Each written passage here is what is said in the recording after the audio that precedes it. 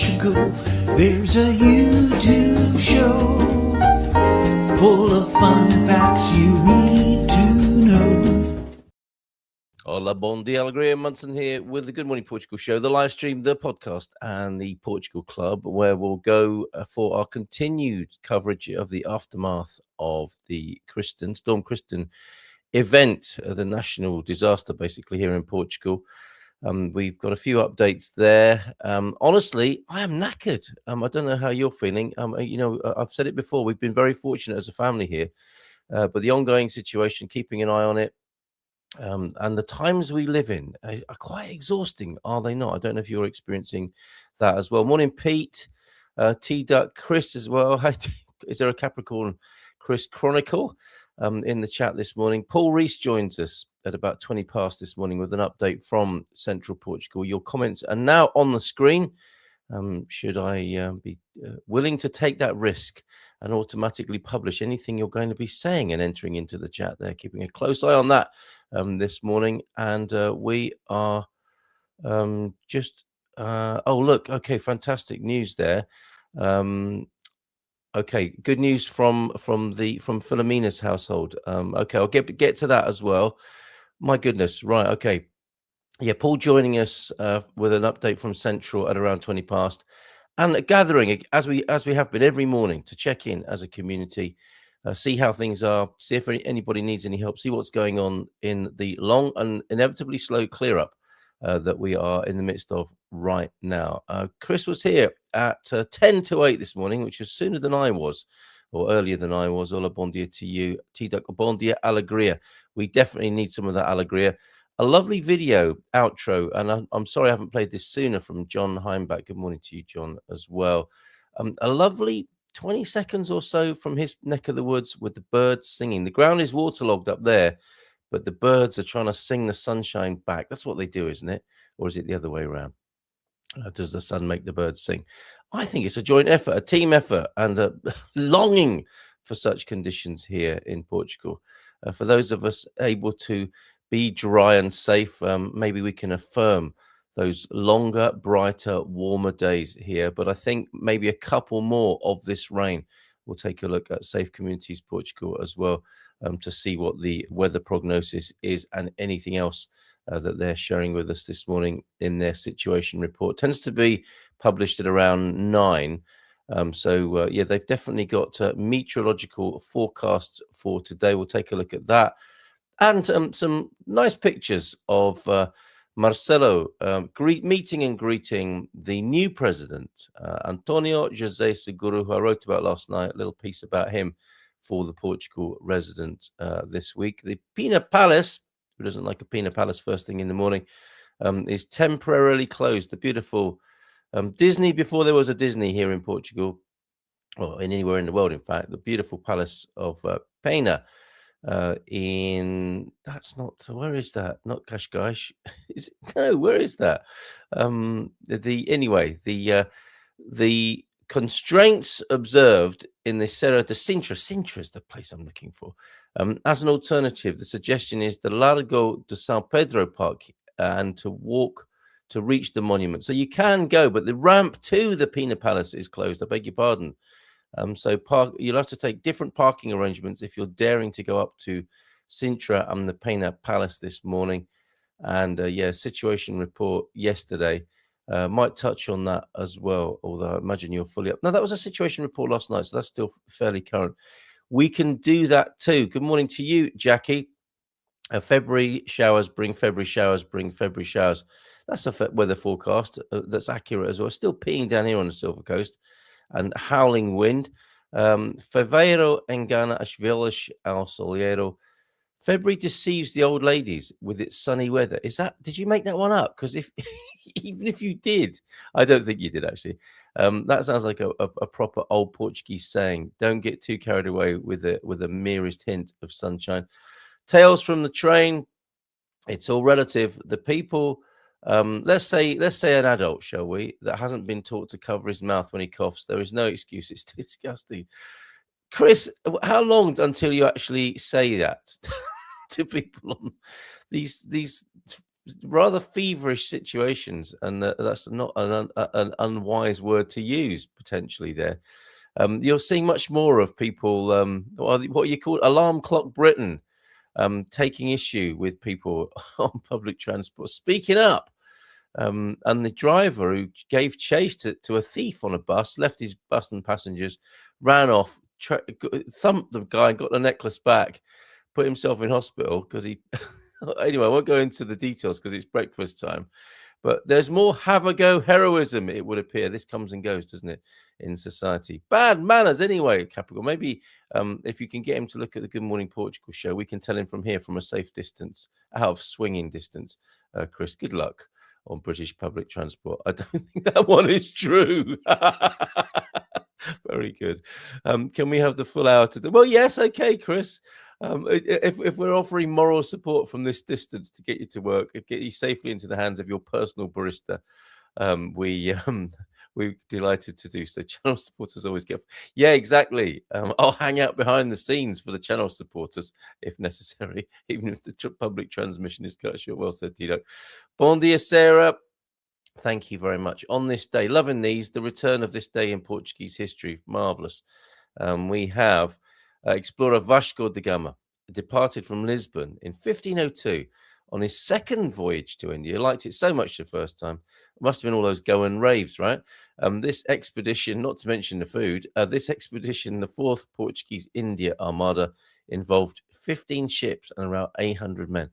Can you imagine that flotilla, some of which I think were constructed, moored, kept safe in San Martino de Porto Bay, 15 of those ships and caravellas, I'm guessing, and around 800 men on 15 ships. That's a lot of fellas. And there were no showers in those days. Woo! Wow. I mean, can you imagine that atmosphere?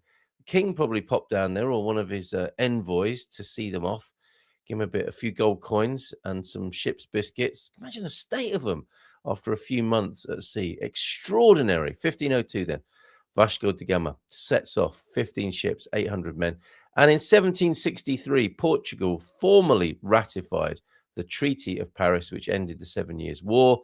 Portugal's alignment, primarily with Britain, God bless you, helped conclude hostilities. 7 years. Have we learned anything? Have we? According to Grok, February 10th often ties into themes of empire shifts, innovation. Sounds very astrological. Innovation and human conflict, a date with lasting global impact. And it's not as if we're short of that at the moment, is it? Who doesn't like a good empire shift first thing in the morning? It's happening, folks. Innovation and human conflict. And from that, the ongoing need for compassion, connection, community, which seems ultimately to transcend the stupidity of humanity. But let's see, shall we? Bon dia alegria amongst all the bad news, especially Gary's insurance. I don't know what's going on with Gary's insurance. I did drop him a line. I know he's in safe hands with Terence and people rallying around. But what's happening? The insurance not coughing up. Can we just congratulate Paolo, Filomena's husband, for coming out of a medically induced coma? Oh my God, poor old Filomena. And Paolo, of course, please all wish him luck with himself. Lots of love to the Pascual household and the family there. Well, that's great news. Bon dia alegria, and yeah, all the best. Amigo. Come on, Paolo, you got this. Bon dia alegria a todos e feliz terça-feira. Morning to you, Matty. Bon dia a todos e feliz terça. Best wishes to Paolo. I see Portugal beat Belgium at rugby at the weekend. Didn't get over there to watch that at the new Caldas facilities. So that's good news. Weather in the UK was surprisingly dry. Surprisingly dry. Forecast still wet, though, over in the UK. Bon dia to you, Mel. And, I'm so sorry to hear that Paolo has been unwell. Indeed, sending healing vibes. Cheers, Mel. Unfortunately, he may still need a liver transplant.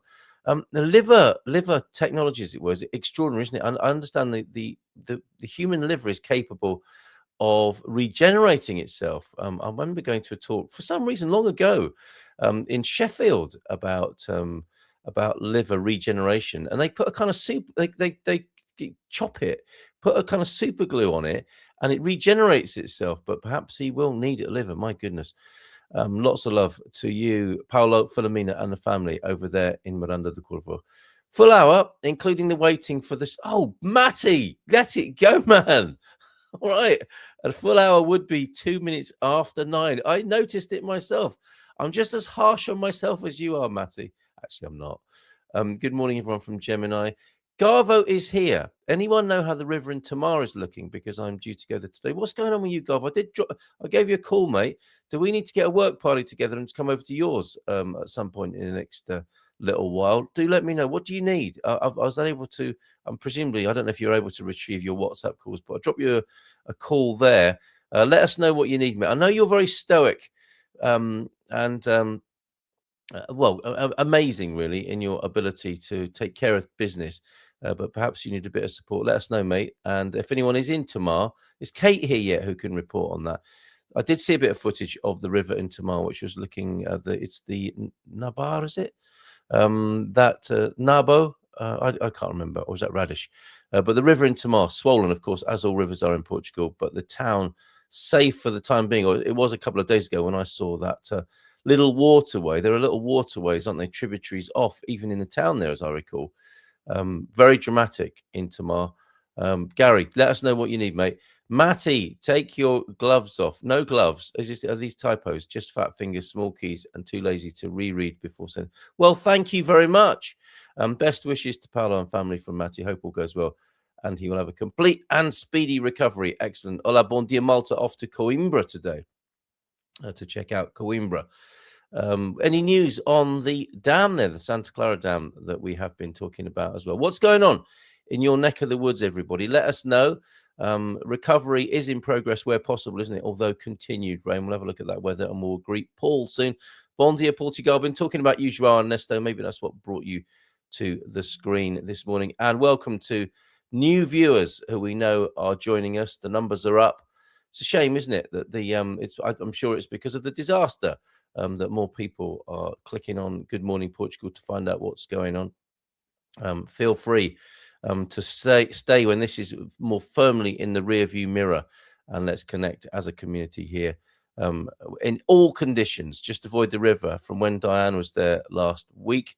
Coimbra and Borada Pob from Gary Mills. Good morning to you, Gary. Good to see you here. Borada to you as well. Igualmente. Right, let's go to Safe Communities Portugal. Look at their weather reporting. This is there are times, aren't there, with Good Morning Portugal. Excuse me a minute. There are times when we don't even need to look at those weather reports. Do you remember the carefree days and the weather? Just very reliable weather.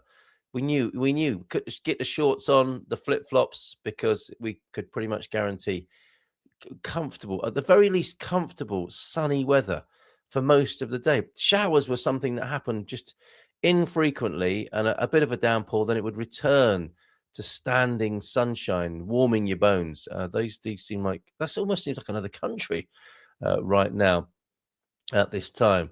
Let's go to their weather then over at the Safe Communities Portugal page of Facebook. Meteorological forecasts, air temperature, wind speed, precipitation, snow, sea, and conditions for today, Tuesday, the 10th of February. 7 districts still in orange and 6 in yellow until 6 o'clock this evening. Warning, persistent and sometimes heavy rainfall. Am I right in thinking that there's going to be a respite on Thursday if you need to be out and about? That's what I heard. I don't know, and it can change, of course. The yellow level for rough seas warning for all 10 coastal districts. Warnings in place until the 12th of February, at least. Warning, waves from the west up to 4 to 5 meters high. Check out ITMA for more on that. So the forecast generally persistent and sometimes heavy rain in the north and central regions until mid-afternoon, especially in mountainous areas. Generally light in the lower Alentejo and Algarve. Possibility of thunderstorms in the north and central regions. Light to moderate wind up to 30 kilometers from the west-southwest. Sometimes strong up to 40 along the coast, and moderate to strong 30 to 45 in the highlands, especially in the north and central regions, with gusts of up to 85. I've been hearing them this morning. Mist or fog, especially in mountainous areas. rise in minimum temperature, especially in the north and central regions. For Lisbon, periods of rain, which may be heavy and persistent at times. Have these forecasts been accurate? I suppose if anyone just said rain recently, it was accurate, wasn't it? Periods of rain in the capital, which may be heavy and persistent at times until late morning. Light to moderate winds up to 30 from the west, southwest, occasionally strong up to 40 kilometers along the coast. Possibility of mist or fog again today, as there was yesterday. Rain persistent and sometimes heavy until mid-afternoon in Porto metropolitan area. Possibility of thunderstorms, light to moderate winds up to 30 kilometers per hour from the southwest, occasionally strong up to 40 along the coast until mid-afternoon. Possibility of mist or fog there too. Slight rise in minimum temperature. Sea conditions then, waves from the west with 3 to 4 meters, changing to northwest waves with 4 to 5 meters from early morning north of Cape Sinch. Seawater temperature, if you were thinking of going in, 13 to 14. South coast, waves from southwest, 1.5 to 2 meters. Seawater temperature, 14, 15 degrees there in the south, in the Algarve. So the keys to the Belém Palace have been handed over from Marcelo Rebelo de Sousa. And Seguero was received at the Belém Palace. This is the first institutional gesture. Who doesn't like one of those first thing in the morning? And the first meeting to prepare for the transition in the presidency of the Republic. Now, interestingly to me, the president-elect leaving Belém Palace saying only thank you, good night to journalists who must have been waiting hours for that quote. It's the first meeting between the two. This was yesterday evening, intended to finalize details about the coming weeks of coexistence. Okay, so there's a handover period. Maybe Marcelo will be teaching him how to do a alpha male handshake, as well as how to hug people and take selfies. Although I think Seguro is cut from different cloth, has a different jib, if you like. For one thing, he will be remaining a resident of Caldas de Rainha. He won't be moving in wholesale to the Belém Palace, which is a right of, it goes with the job, the keys to the Belém Palace. He'll be staying in Caldas de Rainha, where his wife is from, I believe, and where they live. The newly elected president expressed his desire to maintain his family residence in Caldas, preferring to stay close to his family and not occupy the Belém Palace as his residence. The same decision, was made by all his predecessors. I didn't know that. I imagined Marcelo really liked the palace, but it's there, isn't it? It's there in case, it's like the old man's yacht. It's there in case you need to do a bit of entertaining, state visits, that sort of thing, and hosting international visitors. And one of the things I wrote about I was asked 2 questions yesterday. What do you think will be the effect of the presidency on expats, foreigners, and immigrants? I might ask Paul Rees that same question, what he thinks, what his assessment is of the new president. And also, is the president like the King of England? I go into that, and that will be published on Thursday. On presidents and kings is what I've written about. So there's your weather. A brief look as well then at the situation report from Safe Communities last night at 6 o'clock in the evening. According to the National Commander of the National Emergency and Civil Protection Authority, the ANEPC, 11 district-level plans and 124 civil protection plans have been activated, with alert situations declared in 19 municipalities. This was as of last night. The special plan, and I saw some really shocking drone footage. It might have been helicopter, of the Teja River Basin, like water as far as your eyes could see, occasionally broken up by boundaries. But where there were once fields, agricultural fields, I take it, there was just water in the place of crops, which obviously is going to have a knock-on effect for food production here in Portugal. The special plan for flooding in the Teja River Basin remains at the highest level, red. Between February 1st, 12 p.m., civil protection recorded nearly 12,000, let me reread that, 11,957 occurrences related to the storms, involving 42,635 operatives and 16,654 resources. Good job, the emergency services and all the authorities rising to this occasion. The weather we've already done there. Sadly, a Canish employee providing services to Eredis died from electrocution while repairing the power grid in Leiria. What a shocking situation that is. Landslides affecting 6 buildings in Coimbra. However, in the upper part of the city there's also great concern about the stability of another 6 buildings in Coimbra. After a slope collapsed near the building's foundation, 7 people were evacuated from their homes, and 40 tourists who were going to stay in local accommodation there had to transfer to other hotels. That's a situation in Coimbra. Subsidence, early morning, Monday, a man fell into a hole that suddenly opened up in the ground and was trapped for 2 hours in the Senhora de Rocha area of Lagoa on the Algarve. Wow, my goodness. Can you imagine just going about your business and being swallowed up by a sinkhole? Cemetery, Sapataria Cemetery in the municipality of Sobral de Monte Agrasso, a huge stone wall collapsed. At least 45 graves were affected by the rubble. Good heavens. Power outages. Eredis still has 56,000 customers to connect across the country, of which 48,000 are still pending cases related to Storm Kristin. I think Gary's updating us and having no power there where he is. Dikes and dams, intense pressure on the Mondego River dikes is worrying authorities. The Mondego River's flow decreased slightly on Monday. The river remains overflowing its banks and causing flooding in Coimbra. Sura Montemoro Velho, one of the major concerns is the continued high pressure in the Mondego dikes. Good Lord. Roads. District of Santarém yesterday registered 162 roads closed. Did you see those pictures of the metaling of a road, the tarmac? Just shifted and cracked like it was laid on only an inch thick. Quite extraordinary. There's more there at Safe Communities Portugal on their Facebook page. And just let me read, Paul, I'll be with you in one moment. Just a couple more comments here that have come in from our community. Garvo heading off to where did we get to? Yeah, Borada off to Braga yet again to get a second MRI. This time my right knee. Turns out having 2 functional knees is quite a useful thing. Who knew? Cheers, Pete. I only going to the hospital. Fortunately, we can get to it without going near the river. Excellent. The insurance says that trees from other people's land that damage your property are not covered because you have to claim against your neighbour's insurance. Winsurance, I'm not impressed. Oh, sorry to hear that. Lol, what I was just saying about non-stop rain while students assume me to be in London while teaching yesterday. No wonder they look confused. Hope everyone's doing well. Good morning to you, Gabby. What happened to Garvo? What did I miss? Let us know, Garvo, in the chat. Still no power here. Intermittent communications. Good to see you this morning, my friend. Lots of love to you. Not happy to hear those wind gusts again. So noisy in my little damaged house. Good morning from Anuncia. We're off to Portugal today. First stop Lisbon, then going up to Coimbra for 2 days. We're going to look at my partner's land in Pedrogo Grande to see if it's still standing. Paul might be able to give us a bit of an insight on what's happened at Pedrogo Grande. Last time we spoke to him, he gave us a beautiful tour of the place.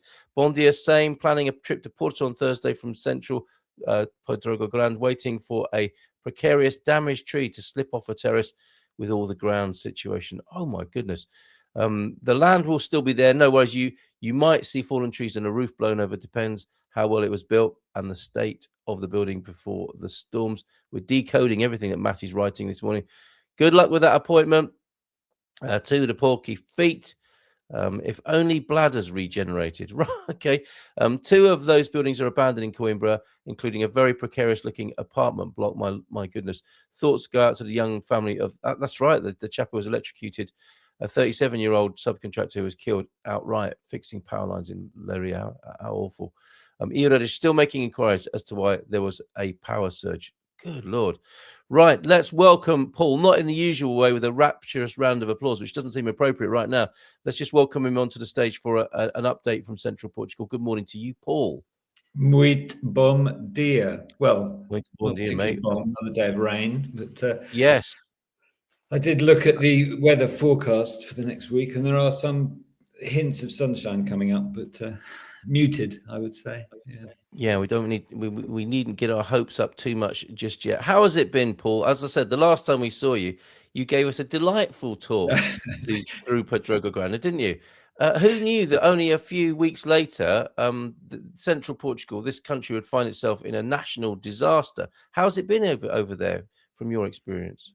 Well, I'd say Pedrogo Grande is okay. I mean, roofs have been damaged, trees are down, but everybody's pushing on. The sound of chainsaws daily is quite good. Yeah, I can imagine. During the storm, I was actually in Sertar, and that was hit badly. I mean, the Corvalia Park, which is a very attractive riverside park area, has probably lost 50% of the trees. And there's some nice mature trees there. And that was, it looked like literally a tornado had hit it. So Sertar was damaged more. And then to the north, Figueira dos Vinhos, that's on a ridge, was really badly hit, and the surrounding countryside. So comms down, electricity down, roofs gone. There's a lot of small villages around there that were cut off. Some still don't have electricity. Generally, the electricity was back either by generator or reconnected in, I'd say, sort of 5 to 8 days. But still a long time without. I actually decamped to a hotel because I've got a business to run, and so where I knew there was a generator, so I could continue. I wouldn't say operations. I didn't do any building work for a week because there's no electricity on site. But the area is badly hit. I mean, it's severely damaged. There's now, because the persistent rainfall, there's the dams are fit to bursting. There's flooding where rivers can flood. But generally, I must say, the cleanup operation, the cameras have been, I'd say, coordinating well. There's been not a lot of moaning, and it's not the camera's fault that the electricity is not working, but a lot of people are blaming the Chinese. Well, they own 20% of EDP that controls their reds. So it's quite amusing. But generally shit happens, excuse me. But and people are putting roofs back on. There's flapping canvas around. There's a huge demand for very old tiles of all sorts of shapes and sizes on social media. I've got 2 in my garden, and I was thinking, I wonder if these 2 could be useful to somebody. Well, it's all about the tiles, isn't it? The prices are gone. Hold on a minute, Paul. This is no time. This is no time for dad jokes. Have roof tile prices gone through the roof? Is that what you're saying? Yeah, they have. Yeah, I was looking for some particular second-hand ones, and I was quoted $220 a tile, and I found some new that are still $120. So it's. Is that what they used? So the prices have been doubled, pretty much. Pretty much. I'm sure the factories in Spain, where they mostly come from, are working 48 hours every 2 days, just knocking the stuff out. But that's funny. I had it that we made them here in Portugal. Yeah, I think there are still some tile makers in Portugal, but the Spanish are generally cheaper. So it's what I'm surprised at is the amount of generators that suddenly appeared. People saying, "Oh, well, I used the generator. I got the generator." And I've never really used one apart from on a building site. And it's quite impressive. And I must say, the Pedregal Pequeno that was all the cables were down all around it. I mean, it's a right old mess. Had 2 enormous generators delivered in about 3 days. I don't know where they got them from, but I mean, these are massive things. This was 3 meters long by 1.5 meters high, great big blocks. Really? That fired up the village, which was great. So work could continue. I'm just not doing a lot though, just finishing one kitchen in Casa Adelina that you know and love. Yeah, absolutely. That's completing at the end of the month, the sale. So work could continue a bit, but generally, from a hugely selfish personal point of view, I obviously went around all of our projects, and all the ones that have got new roofs are absolutely untouched. Good, glad to hear it. Good work, a good validation of the quality. It is actually. Yeah, but I can't really crow about it online. Saying our roofs are fine. I did do one social media post of a house we haven't started yet that had a 10-year-old roof, and that was fine, as were most of the neighbouring houses, bar one. So it's kind of random. That was near Figueira dos Vinhos, and I was expecting there's some fairly tall pine trees near it. They're fine. the eucalyptus hillside opposite was untouched. I mean, the wind's a really extraordinary thing. It hits one pocket and then skips the next village. It's quite extraordinary. But there are villages. One of my wonderful customers lives in a small village and still doesn't have electricity. And I sent her the SMS last night that was sent out by a Reds saying, if you're cut off, please phone this helpline. Yeah. Which she hadn't had that before, and phoned the helpline. They said, oh, we didn't realize you were without electricity. And she's in a hamlet of, there's her, she's probably in her 50s, but I think everyone else is sort of in their 80s or 90s. It's down near Villa de Rey. That's absolutely, isn't it? Yeah, and they were just sitting, with candles and boiling soup on gas, waiting for help, because none would have come had she not actually phoned the helpline. But that's like, over a week after. So there may be other pockets. Check your local hamlet and don't assume all is well or being fixed, because that was quite a shock to me that they were unaware. Yes. Well, that's a pretty pass, isn't it? If you've got no electricity or network, you can't receive and respond to that message, can you? So that we need to help people who might, as you say, be in that situation. And that's a long time, isn't it? Especially for old folks to be without power. I mean, you could argue they're very resourceful and among the most resourceful and used to it among the whole population, but that's no reason to add insult to their injury at the moment.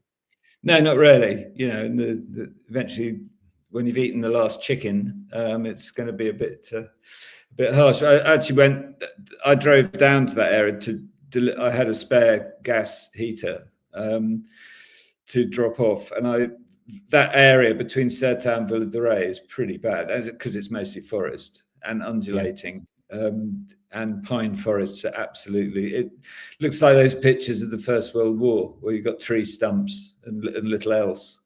It's quite shocking. The power involved was immense. You can feel it just looking at the girth, the diameter of what's left. It's quite. I was trying to think back to the worst storms we've lived through in this country, and I remember that I think it was 92 when the Martin flight crashed, Faro's only air crash, and that was pretty. That was pretty severe, but not over a prolonged period. You probably weren't in the country at that point. I don't know of that. So what bad weather caused an it was an incredibly fierce wind, and I think the flight was like the last one into Faro, and it didn't. Because Faro is east-west, the landing strip, the runway. Gosh, what is it about Portuguese airports? Yeah, and the wind obviously was southerly or southwesterly. No, it's 55 people killed, something like that.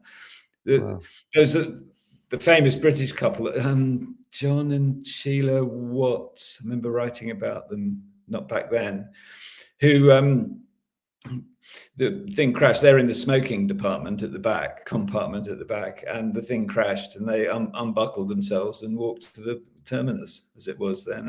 Still smoking, still with a gin and tonic in one hand and a cigarette in the other. They got picked up and went to work. That's so British, isn't it? How was your journey? Well, a bit bumpy, Yes, well, a little. Anyway, at least said soonest mended. That was probably an incident that the authorities would prefer to forget. Not that it was anyone's fault. There was a book written about it years later by one of the air traffic controllers on duty that was rather controversial. But really, that was 92. Did you say?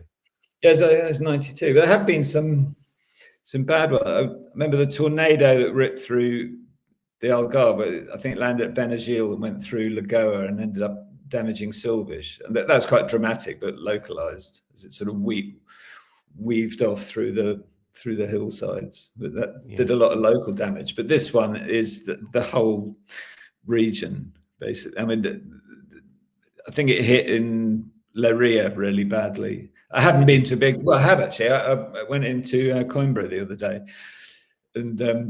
asked in the office, whether there'd been any flooding or anything. There's a sort of shrug. Nah, they're well down by the river, but so it's all pretty well contained. I think people Yes. are stoic generally. They are. A classic Portuguese response, no question about it. Cracking on where something needs doing, cracking on, and otherwise getting on with life. In the way that Portuguese people seem to be used to. A few more comments, if I may, here. But you suffice to say that you've never seen anything like it in your time here in Portugal. No, nor have I heard a wind like that. I mean, it's a record-beating speed, and I was right in the middle of it. Absolutely. Well, I wasn't terrified, but you do wonder what's going to, if something gets to a certain volume and you think it can't go any higher, and it does, and then does a bit more, and you think, goodness me. So it was extraordinary. But I was overnighting in the Convento Hotel, which was, been there a few centuries. It's got pretty thick walls, but but even that, the power was knocked out, and their roof was damaged. So the historic part of the Convento, not the new wing, got. Are we talking about Tamar? No, in Sertã. Oh, in Sertã, right? Oh, yes, you said But they've had water damage in all the principal suites in the old historic part. There's water coming in through the roof, but everything was handled calmly, and we need to relocate you to the new wing, sir. And breakfast was laid on as usual, but but I'm lucky, firstly I was able to do that, and they had space, and the days after started to fill with mostly estrangeiros that didn't have a roof anymore, or just needed someone to have a hot shower. Was that your emergency plan always, or did you just have to think on your feet and do that? No, I did go there 2 days before because I saw it coming, and I thought, well, I can't be in a village that will have no power and possibly be cut off, because I've got people relying on me, so I need to be in communication. But Sertã, the morning after, I did try and leave the town at about 7 o'clock, something like that, and all routes out were blocked. So actually, the traffic was very light because nobody could get in or out. So incredible. How sad! I know the lovely park you speak of. I've been to a beer festival there, and we've walked along the river. It's a nice place to be, whether there's nobody there. I mean, you can hear the sound of the river, and I'm sure you can at the moment, or if they have an event. But it's been changed beyond what anybody would have formerly recognised. Well, there's a bit more sunlight coming through, that's for sure. But you won't notice soon, because the attention to the clear up has been phenomenal. Really, it's quite extraordinary. And also there's a new restaurant there that took over the Carvalho Cafe that's right down by the river. It opened as a new restaurant about a week before the storm, and it was hugely popular immediately because it's really nice. And there's no television, and it's just fantastic. And that, of course, is right in the middle of the park. How a tree didn't fall through it, I do not know. And the guy must be, the guy must be highly religious, so that was. But that was reopened as soon as electricity came back. Sort of open fantastic! That's the spirit. And I noticed in the Lagar restaurant, the other popular one on the river, they've got a sort of formal dining area out the back, and then a canteen one, and then the front bar. Yes. And the rear one has been feeding the army for the last since the state of calamity was declared and the army turned up. Amazing! How amazing! Got all these fit young soldiers having a good fuel up at lunchtime, which is good to see. So glad to hear that. That's wonderful, isn't it? That's it's good. Great. And they're workers. They're out early and bed late. So it's well done. Those everyone involved in that effort there, incredible. And just actually, before we go to the comments, you mentioned you had a lovely turn of phrase as ever, but the sound of flapping canvas, I think you said, and a lot of that is old Shager posters, isn't it? Which aren't very useful anymore. Very neatly done. Wasn't that amazing? That I think that might have been a disaster turned to good event, a good cause. And the memo presumably went out soon after. Make sure the writing's on the outside, not the inside, in the last few days of the campaign. But also your sort of chilling view of driving through the countryside. And we have sadly been used to this in the wake of fires. When I first got to Portugal in 2017, and I'd never seen anything like it. The post-fire devastation is you'd go into a valley that had been, where the fire blasted through, and you'd see like charred stumps of trees and a blackened earth. It's like, this is eerie and just like chilling to the core. You're seeing something of a similar power, but from an entirely different element. Yeah, it is. I think the fire damage is spooky because your world suddenly goes to black and white. Yeah. I remember a huge fire in Montchique in the early 2000s, and I was driving through it the day after or the next day, and it was like a black and white horror film, and that was mostly cork oak, just burnt, and you just think the intensity is phenomenal. I think the thing with fires, I mean, we've had fires around here, that there was a small one-day fire between the two Pedrogas in the summer that burnt some hard to get to valley areas, and you look at it now, and of course if the eucalyptus is there, that seems to spring back within a month. The ground then starts getting sunlight again, where it had been shaded, so ferns start growing, and actually the whole thing, nature soon recovers. It does recover. You see the odd tree stump. There's some tall trees here from the 2017 fire that just now have been outgrown by the trees around them. I've sort of watched them every year, thinking, okay, that one, there's another year and another year, and it's sort of growing and growing, or shrinking and shrinking. Yes, like an but old person.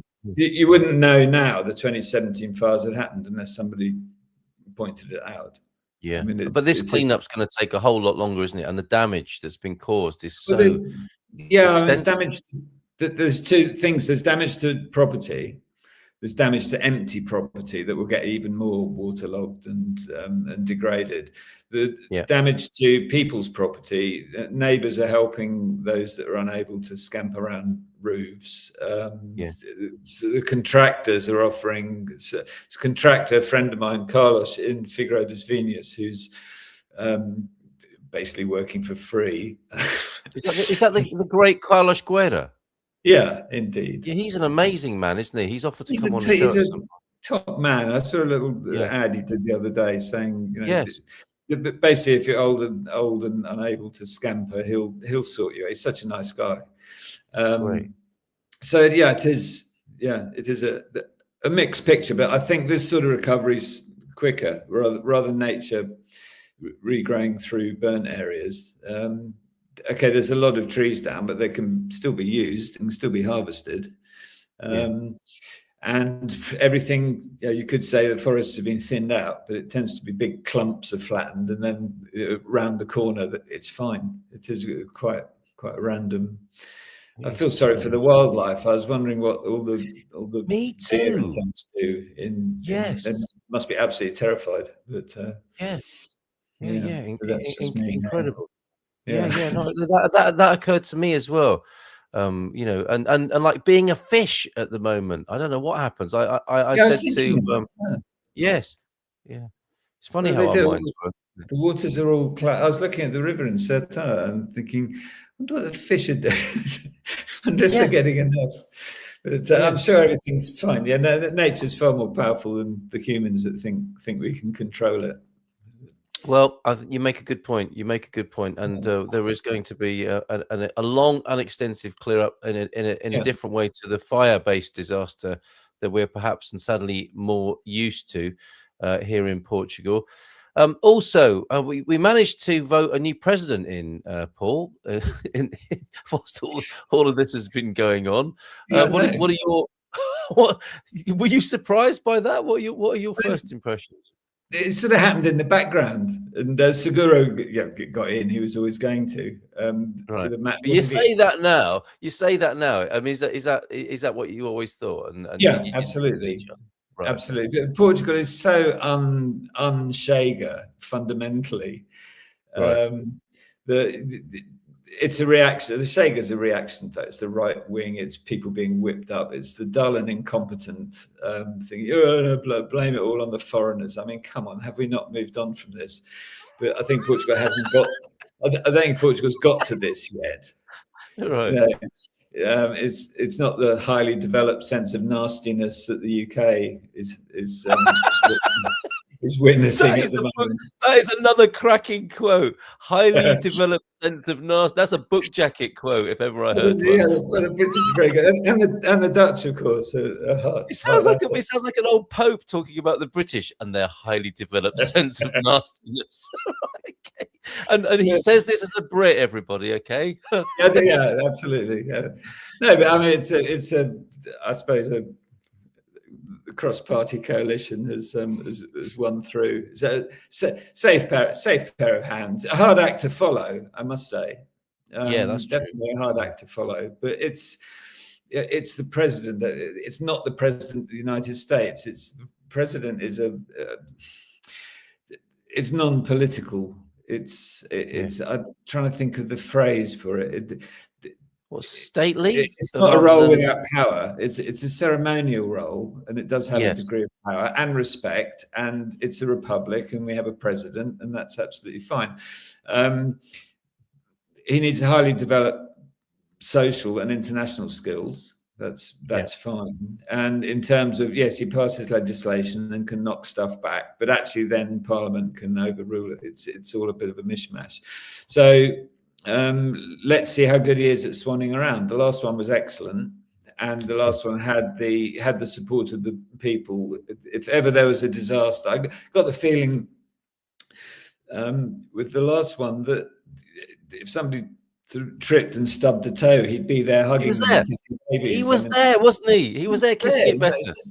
Extraordinary. It was just, I reckon there were 10 lookalikes actually. It just popped up. One, two for the World, 3 for Lisbon. Yeah, and a selfie to finish off with.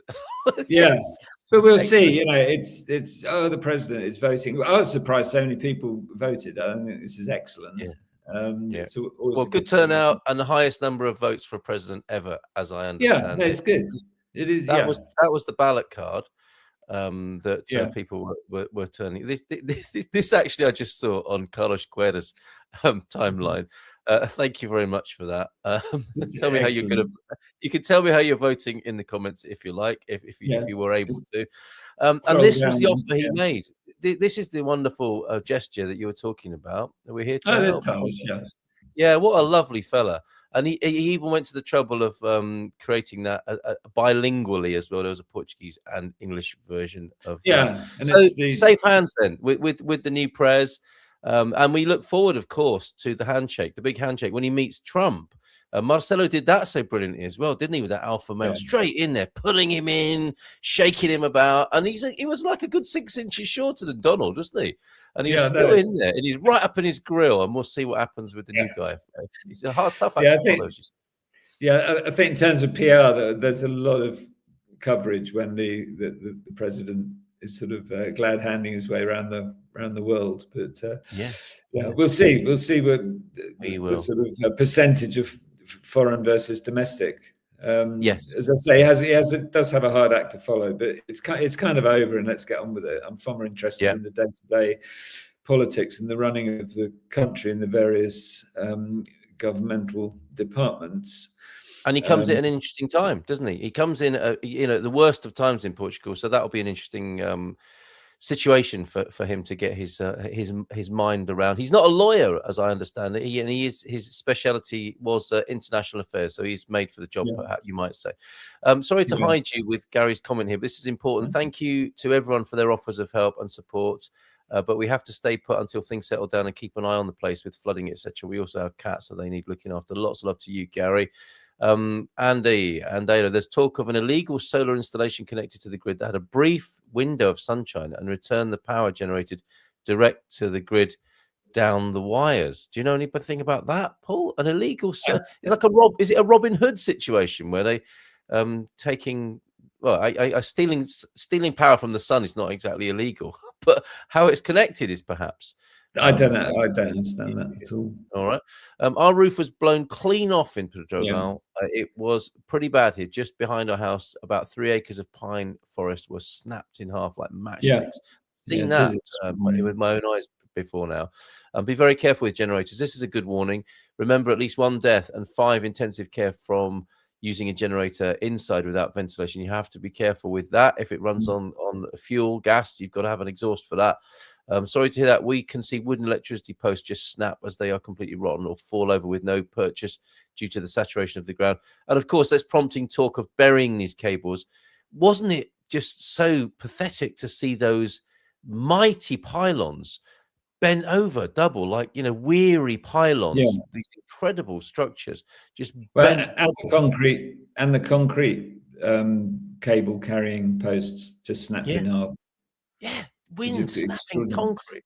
Where's the wind? There's also the wind, obviously, pushing the weight of wires as well is adding to the force on the upright. But it's incredible. Yeah, it is extraordinary. Yeah, it has highlighted the wooden poles are telephone, so it's highlighted the ones that are well rotted. Yes, it's been a test for a lot of the old infrastructure. Yeah. People tend to use cars and be more familiar with them than generators. Not many know they can fry your computer equipment. So that's a point worth noting as well, the output and how that can vary. And you might want a surge protection as well while you're about it. When you contact the EREDGE website to report an outage, it says that they are aware of the problem, but don't know how long it will take to fix. A little reassurance. I think that's fair enough. Yeah, it's the truth. It's the truth, but if not very reassuring. Don't change the topic. You were referring. Okay, that's Matty and Pete having a bit of a ding dong there, I think. You literally. Okay, that's go to your own WhatsApps for that sort of thing. Yes. Good WhatsApps.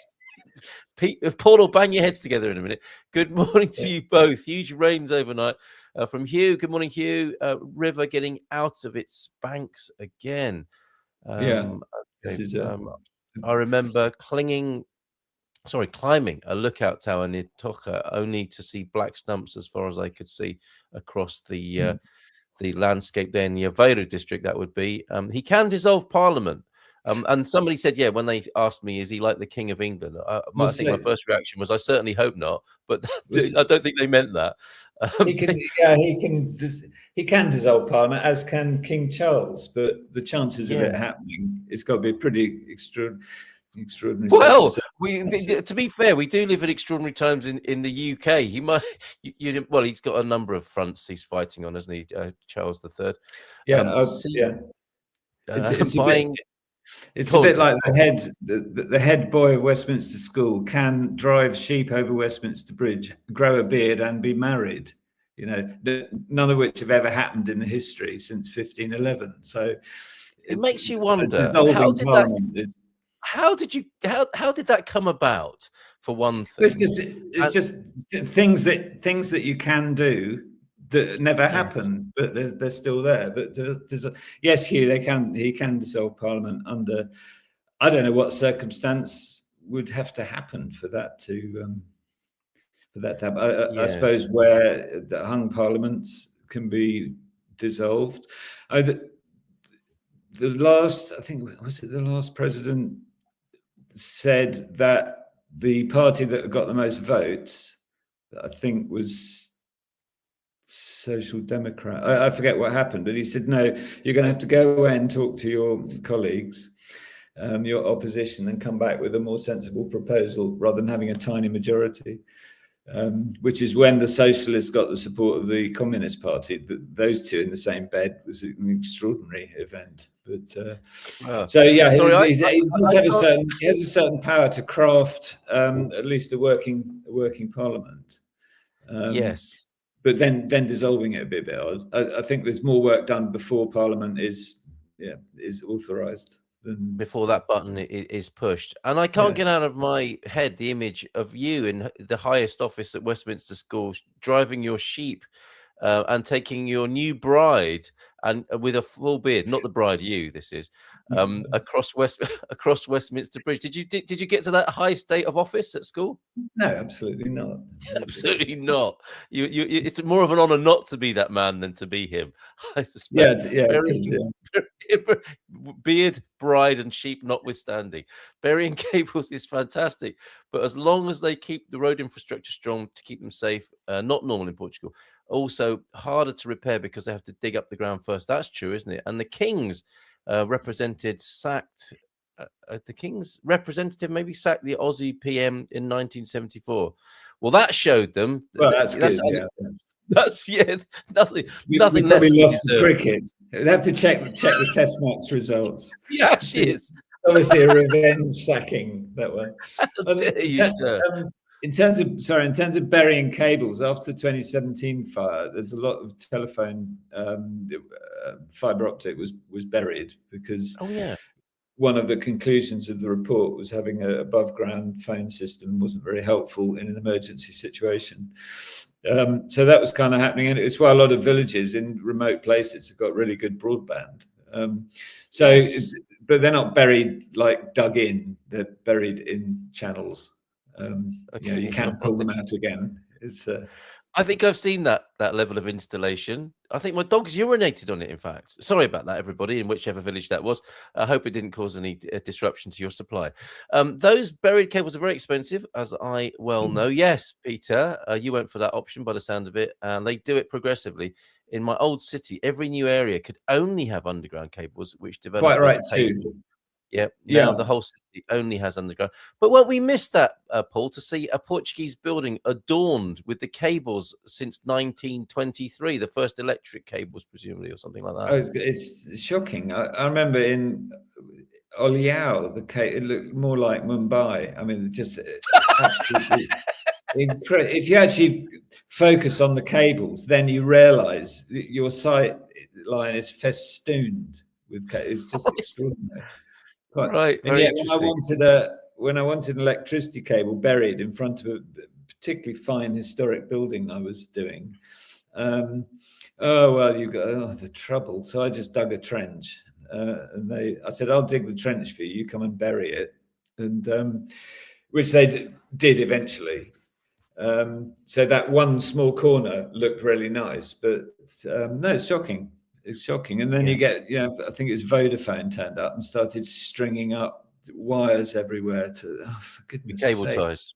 Cable tie, to a tree. Yeah, it's shocking. And I think it's a good principle to have as few cables as possible certainly in historic centres, because you're trying to sort of go back in time, if you like. If you've got a medieval centre, you don't want sort of Mayo boxes hammered into old stone walls everywhere. Well, quite. And the medieval masons didn't have glue guns, did they? Which seems to be the tool of choice for attaching cables to things. But they knew a thing or two. Yeah, they did, didn't they?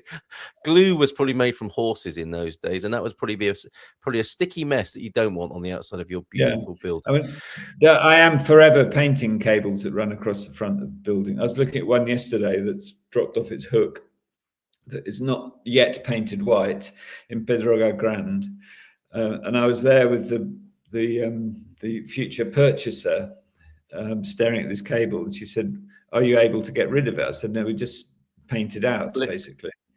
Yeah, and that's one way of doing it. Luckily, that's just got the one mains cable going across, but others have got sort of old Portugal telecom cables flapping about. Yes, that's right. Like rediffusion, like strange cables that you haven't seen for like many decades, and you think, well, I better not chop it off. But let's. I've yet to see a squarial, but I see some pretty old sky dishes. Well, I never. Well, Paul, thank you so much for joining us with your update from Central Portugal, and I'm glad to hear you weren't too badly affected yourself, and you had the foresight to create a very good emergency response there. And at this terrible time in Portugal, and I dare say when we speak again, we'll be hopefully further into the clear up, and we'll be able to see exactly how things are going.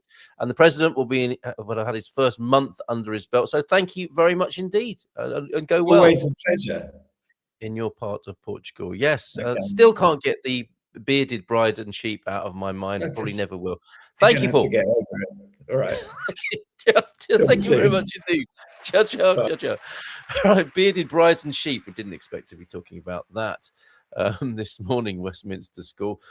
Thank you so much. There you go, Chris. That's your hour, and we finished this morning with something of an affirmation, really. Some beautiful, well, a sodden landscape filmed by our mate João de Norte up in near Ponta de Lima. I think this was filmed. The ground is soggy, as you might expect right now, but the birds are singing. And no, I haven't got an update on Cindy Vine, but she is continuing to post on our YouTube channel, T-Duck there. I think she's pretty much made the decision to go and sell up. I'm not sure anything is going to be U-turning on that front, but check her out on her own YouTube channel there. Late comment just in. Yeah, thank you very much, João de Norte, for this. If you turn this up, you will hear the birds singing. And this will be a little bit of a message to, well, an affirmation and a hope for brighter times and days to come. Thank you very much for being here this morning. We will, of course, be back again tomorrow. Take care. Bye for now. Ciao, ciao. That's not the button I meant to press. This is the one.